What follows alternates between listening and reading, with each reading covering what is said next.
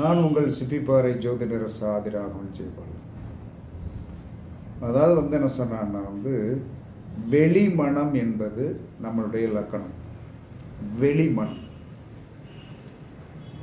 வெளிப்படையாக சொல்வது வெளிமனம், அது லக்கணம்.